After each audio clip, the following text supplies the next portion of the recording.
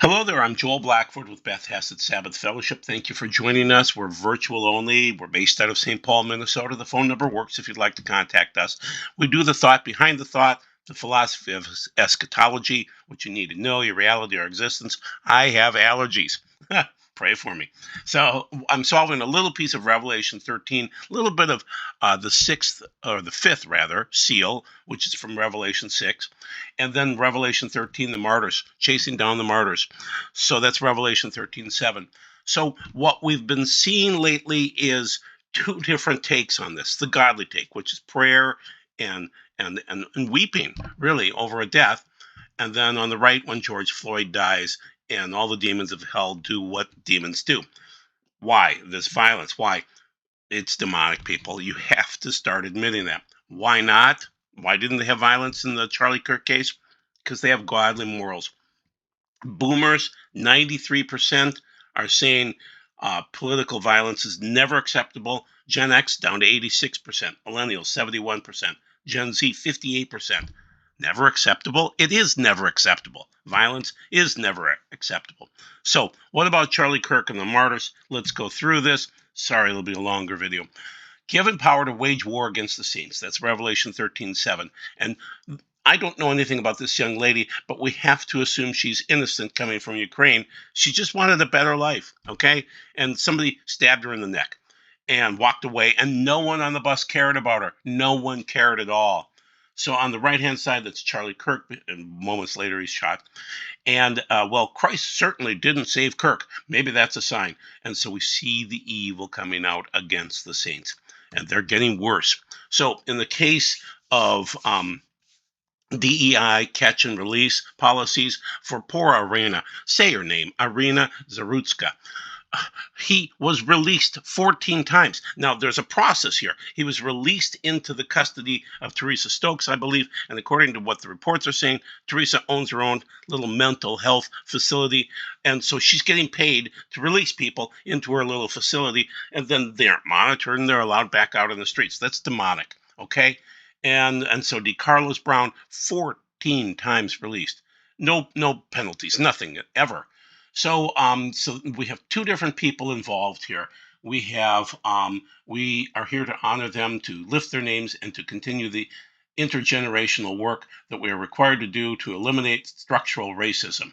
Well, that's but I can't read it. I'm just sorry. But Jesse was talking about that. So bottom line is that these clerks are promoting more violence, and there's no consequences for them at all. And they should be going to jail more than the criminals, alongside the criminals, hopefully. So DEI magistrate Teresa Stokes released 14-time criminal Carlos Brown Jr. and never passed the bar exam. She continued to let habitual offenders walk free. And Arena, she's dead. And the state never protected her and never cared about it at all. This is sickening. This is demonic. Okay, it's all been demonic so far. BLM's official comment on the slaying of Arena Zarutska at the hands of a black male in Charlotte, North Carolina, have the right to violence. That's their official comment from BLM. Okay, is that demonic? Yeah, absolutely. Official comment on D.L. Hughley coming on the, I'm blanking on the show. I don't even care about his horrible show, Don Lemon. Okay. His comment was, well, Charlie Kirk was a horrible human being, so he kept on putting the onus on the violence on gangs, which is synonymous with black people. There, the very way he died was lying about black people. Okay, so I guess we see what's going on here, that violence is acceptable. It is, according to these people. Down below here, Charlie Kirk was never a hero. He was a racist, bigoted coward who spewed venom for a living. He spent his entire life attacking minorities, mocking the struggles of black and brown communities, and fueling the fire of white nationalism. On top of that, he was viciously, and so that's evil beauty. Okay, so here's the problem. This is all demonic. This is all demonic. It is. Violence is never acceptable. Okay, conservative flip to Antifa. So this is Charlie Kirk's guy. Tyler Robinson, 22-year-old from Utah. He was a conservative. He was a normal kid, and then somebody flipped him. And he was full of hate before the shooting. Hey, fascist, catch was found written on the bullets and other horrible things, okay? Let's see. His family says he turned to left-wing activism and rejected the values he was raised with. Expressly intensely anti-conservative views at a recent family dinner, active in Antifa Discord servers, convinced himself Charlie Kirk was a fascist and was spreading hate. We'll give you the rationale behind it. So we'll do the who, what, where, when, why. Left Antifa slogans and rhetoric on the crime scene. Son of a sheriff, the same father who turned him in, and it was evident he was the killer. Demonic. And then they blasted Charlie's wife. She's just a dear, sweet woman with 2 babies. And now your children have no father. And they're laughing. They're just laughing. Charlie Kirk is a sick, racist piece of trash. Put the Klan hood on already, Charlie. Horrible, from Harry Sisson. Reddit lies. Oh, Reddit is just demonic.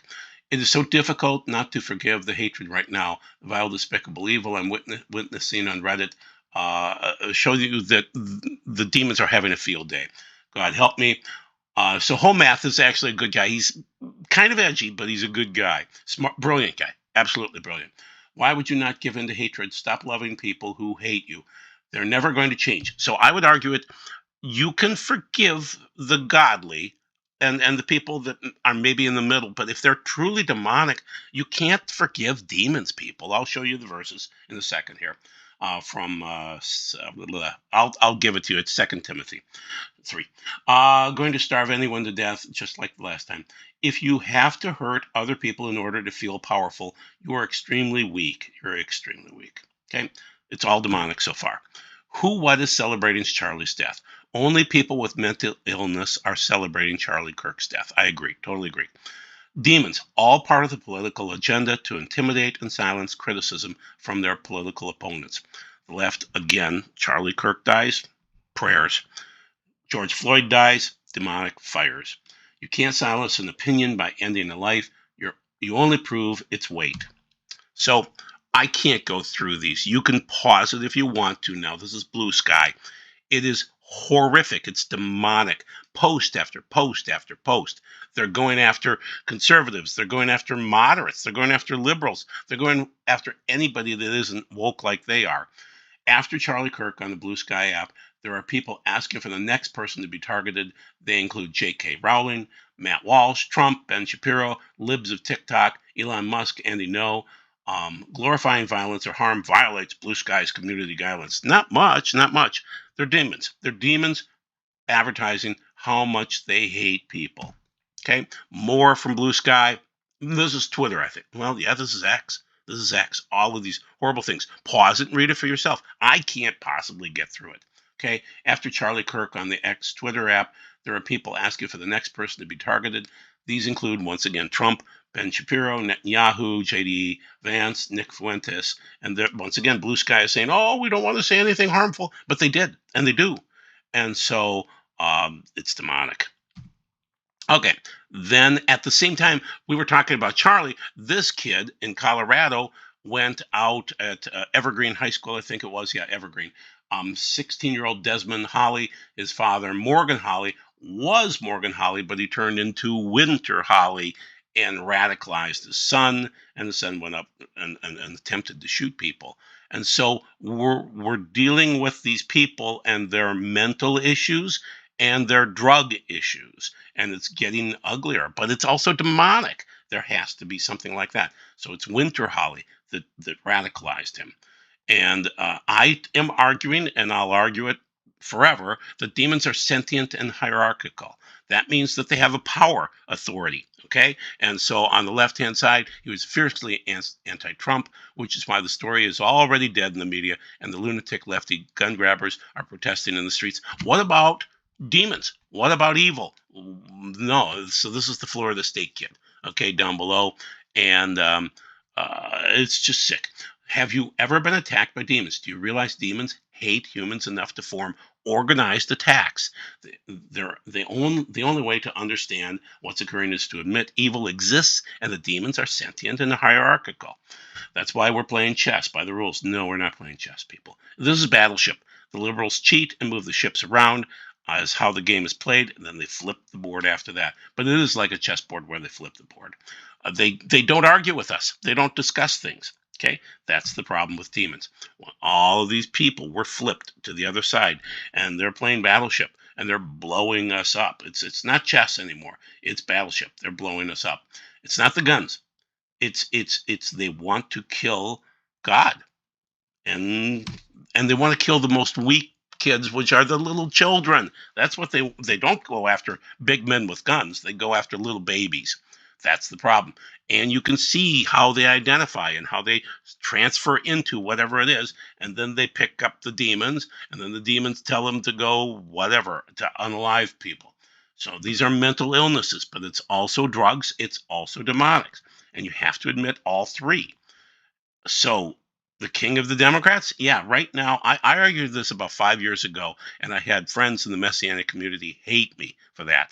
But I saw it coming in Minnesota. I saw how when I delivered a rental copier in South Minneapolis for a Democratic convention, they started worshiping me. Now, I didn't accept it, but the problem is they did.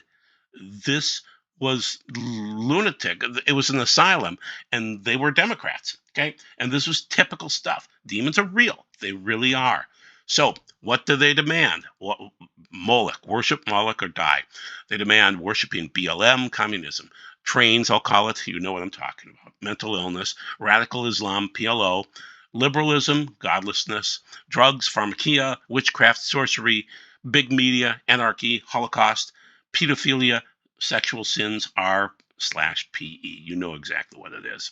So it's easy to figure them out, though. You can see they're Israel's enemies, okay? You see it, and Muslims over Americans, and socialism over democracy, communism over capitalism, criminals over police, globalists over America, Wall Street over Main Street, illegal aliens over citizens, atheism over Almighty God. All part of a political agenda to intimidate and silence criticism from the political opponents. I see this in Minnesota all the time. Oh my goodness, it's horrible. Our state politics, the state house and senate and walls and the crazy piggy, they bully us into submission. The underlying values of the leftists are envy, hate, resentment, unequal treatment under the law, and violence. Javier Milei. Agreed. Violence is a feature of the left. So what I'm arguing, and this is interesting, this is from Eric Erickson, okay, and Josh Howerton is the one that published it from Axios. Democrats told Axios they were scared their base was turning violent. Our own base is telling us that what we're doing is not good enough, that there needs to be blood to grab the attention of the press and the public, the lawmaker said. That's demonic, okay? There needs to be blood. Democrat voters telling them they want somebody shot. Okay, this is why there is radically disproportionate violence emerging from the left. It's a fact. Okay, it's about 30-1, and according to the right hand side, you can see left of center, right of center. You can see where where they handle Elon Musk. Should they take him out? Trump, take him out. Things like that. And that's just a little chart on the upper side there. Down below, Jeff McCain says among several inconsistencies that this progressive mindset has is the rush to call things evil when they don't even believe in objective evil. When asked to define evil, they ultimately admit it's just their opinion. So much hate and violence because of their opinions. Okay, which statement applies properly? According to Josh here, political violence is a feature, not a bug of progressivism. No, yes, it is. He is correct. Because progressivism is built on top of critical theory lens that sees the world through oppressed versus oppressor categories rather than a Christian theology lens of right versus wrong. It trains people to see opponents as not as mistaken, but as evil oppressors. If you believe someone is mistaken, you try to persuade them, or what Charlie Kirk did.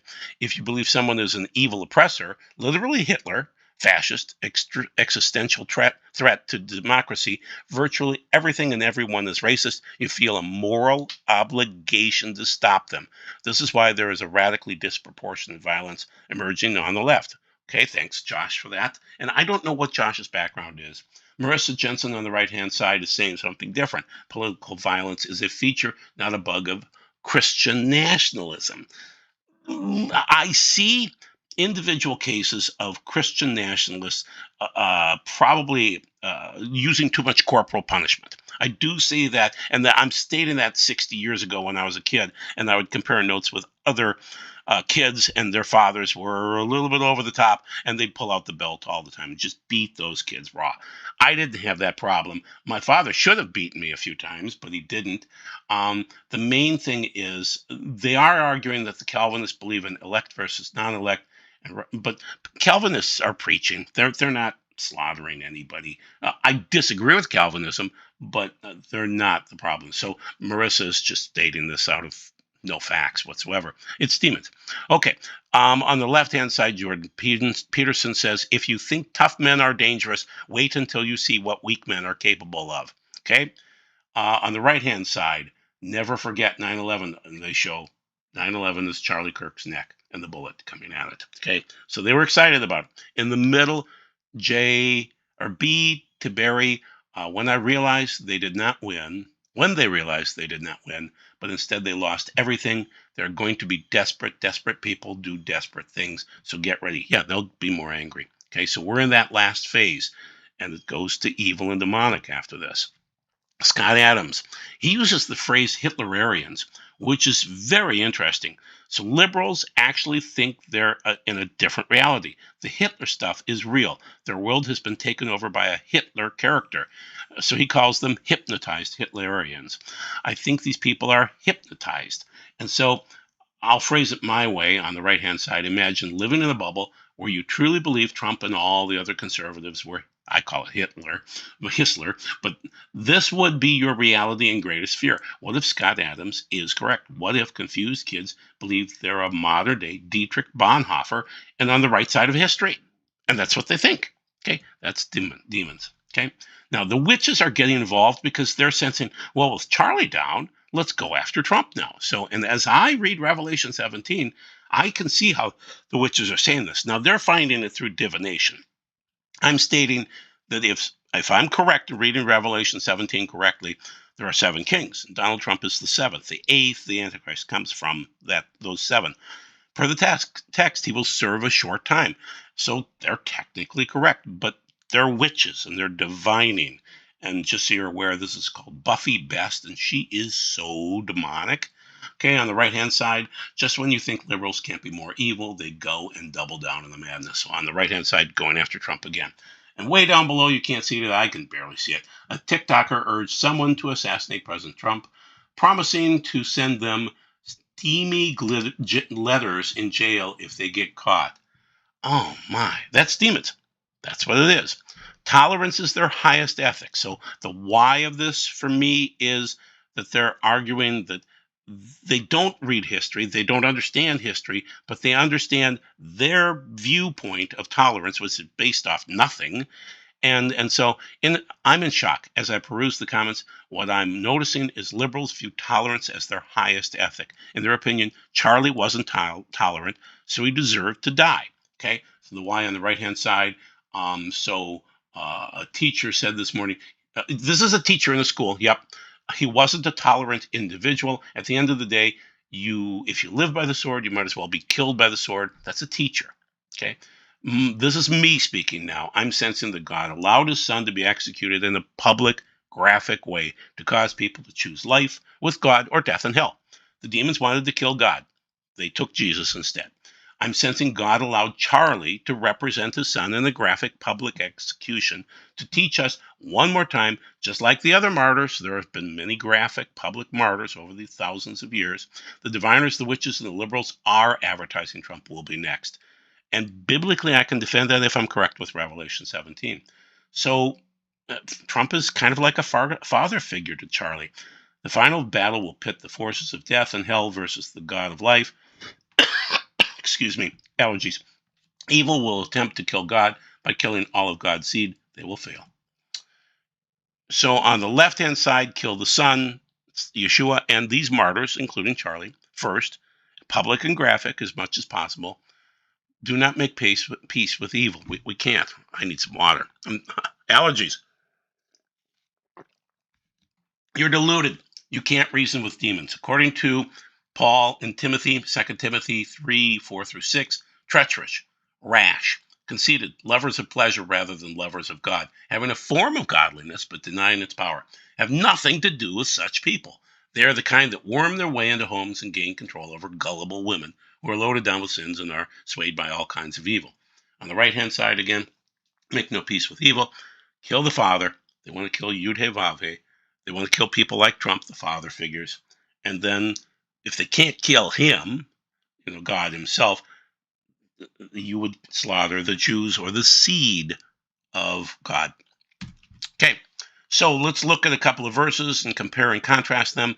Daniel 7 versus Revelation 13. I also asked about the 10 horse on the fourth beast's head and the little horn that came up afterward and destroyed 3 of the other horns. The horn had seemed greater than the others, and it had human eyes and a mouth that was boasting arrogantly. Antichrist. As I watched, the horn was waging war against God's people, holy people, and was defeating them until the Ancient One, the Most High, came and judged in favor of his holy people. Then the time arrived for the holy people to take over the kingdom. And the beast was allowed to wage war against God's holy people and to conquer them. And he was given authority to rule over every tribe and people and language and nation. And all the people who belong to the world worship the beast. They're the ones whose names were not written in the book of life that belongs to the Lamb who was slaughtered before the world was made. Anyone with ears to hear should listen and understand. Anyone who is destined for prison will be taken to prison. Anyone destined to die by the sword will die by the sword. This means God's holy people must endure persecution patiently and remain faithful. That's what we do. There are also the 2 horn theories. Sharia Islam is one of the horns, I believe. Institutional communism and cultural Marxism is the other horn coming against us, and that's Daniel 8:3 and Revelation 13:11. So Obama and Hillary are 2 cases of those, kind of the future chaos. And so this lady is arguing, I think, correctly. She's saying God is dividing sheep from sheep. So I just had a thought. What did the Lord allow us to see Charlie Kirk get murdered so brutally? I see it in real life, and for people to see it and react in a certain way and say that they do not care reveals their true posture. It reveals how sick and twisted and demented they are. He's dividing us. God wants to separate us. He says this in Ezekiel 34:17. What the Lord is saying to me is that we have tolerated evil for too long, and now that we're finally taking a stand against this, it's coming back to bite us. That's a friend named Carol of mine. What if God wanted us to witness Charlie's public assassination because we have tolerated evil for too long? And here's the verses from Ezekiel. As for you, my flock, Adonai Elohim says this, I will judge between sheep and other sheep, between rams and billy goats. He's judging. So we're getting into the Revelation 6:9 through 11 time frame, which is the 5th seal. When the Lamb broke the 5th seal, I saw underneath the altar the souls of those who had been put to death for proclaiming the word of God. That is, for bearing witness. They cried out, that's martyr in the Greek. They cried out in a loud voice, Sovereign ruler, Hakadesh, the true one, how long will it be before you judge the people living on the earth and avenge our blood? Each of them was given a white robe. Notice they're not naked and they're not cleaning. They're not dirty robes. And they were told to wait a little while longer until the full number of their fellow servants, like Charlie and the nice lady from Ukraine, Irina, should be reached, if of their brothers who would be killed just as they had been. When? So this is something that you can pause and read. This is my show coming up with, oh goodness, I just forgot his name. But anyway, it's coming up on September 17th with Andy. Andy's going to come on, and we're going to talk about avenging the blood, which is, it's Deuteronomy 19, but it's also Revelation 6:9 through 11. So Yeshua has to redeem the blood, and there is the Goel Hadam of the Bible. So we'll discuss this. This will be a good one. There's Andy. There's Andy's picture. So Andy's coming on. We'll talk about the kinsman redeemer, but also the Goel Hadam, which is the revenger of the blood. You can pause these slides and read them for yourself. I'm not going to read the whole thing. Andy will discuss this on September 17th during my live show. And then these are comments from Daniel Stern. And once again, Andy Hawkins. You can read that on the top. But Stern has some interesting comments. You can pause it if you want to. I'm reading only one sentence from Rabbi Akiva in the middle here. Whoever is buried beneath the altar is as though he were buried beneath the throne of glory. Okay, interesting. Next one, you can pause. I'm only reading, never seek revenge, my friends. Instead, leave that to God's anger. For in the Tanakh it is written, Adonai says, vengeance is my responsibility, I will repay. That's Deuteronomy 32:25. Pause it if you want to and read more. This is from Stern. And then Stern in the middle here, soiled their clothes. Why do you think I talk about this all the time? So this is from, he's describing, by the way, all of these verses from these slides are about Romans 11, 11, probably 19. Okay, soiled their clothes, clothed in white. Throughout the Bible, white, clean clothes refer to the righteous deeds God gives his people to do so that they may exercise and express their faith. So you can see all the verses, you can read it for yourself. You don't want filthy rags. I talk about it every week. Clean clothes, and not being naked every single week. So these are the verses, and you can see the list. Okay, thank you, David Stern. Love you. Sorry he's gone. And then why? Only flesh with its life, which is its blood, you are not to eat. I will certainly demand an accounting for the blood of your lives. I will demand it from every animal and from every human being. I will demand from every human being an accounting. It's pekad, which is like a literal accounting, like an accountant would do. An accounting for the life of his fellow human being. Whoever sheds human blood by a human being will his own blood be shed, for God made human beings in his image, and you people, be fruitful, multiply and swarm on the earth, and multiply in it. Genesis 9, 4-7. That's the why. You can't do that. There's an accounting for the blood. I'm telling you they're telegraphing to Halloween this year, which is going to be Cheshvan 10, which is really the most evil time, and the globalists are telegraphing to that time. And so also the radical rapturists are going crazy. This poor lady, she has no brain cells. Go high level queen. She's dancing because a dove showed up when she was talking about the rapture. Absolutely nuts. Be logical like Haller. He's coming on the show 9/24/25. And, let's talk about prophecy, but let's not predict dates. Okay? There's no imminent rapture due. And she said, just because a dove showed up, and you can see her kind of dancing around in the background there. And just nuts. There's no rapture on Rosh Hashanah this year. Okay, so robot proliferation, AGI, artificial general intelligence by 2027. Yes, that's what's coming. Get ready for it. ASI, super intelligence by 2029. Singularity, Skynet by 2032. Few jobs will remain. Ozone depletion, micronova, pole flip, increasing by 2040. More severe thunderstorms and blackouts. It's hot here today. That's caused by the energy that came in last week. Mass depopulation, wars, and insanity coming, narcissism, insane globalist politicians, economic and inflation woes. UN will run the world into the ground. Fall of Western civilization will become third world. Metropolis, that movie from 1927, will become real. The wealthy will run to their bunkers. Food and crop issues, water issues, radical Islam, cultural Marxism invading the youth, peace deals based on only billionaires making money, hungry people steal and kill, riots everywhere. Only World War III could reset the madness of the masses. Ben Davidson has 100 more of these metrics. I have 159 right now. Europe is dying. Thank you, Mr. Levin. Okay, where are we? We're in the birth pangs. What's coming next? The tribulation. What comes after that? The great tribulation. I miss Charlie. Love Charlie. And the other people, the other martyrs too. He's coming on probably a Rosh Hashanah, Yom Kippur, Sukkot. You have to have clean garments. You saw the slide. You can read that yourself. Go back and stop it and read it. It's a wedding, people. Thank you very much for your time. God bless. Wow, what a busy week. And this was only one of the stories. There were 10 huge stories this week. God bless. Bye.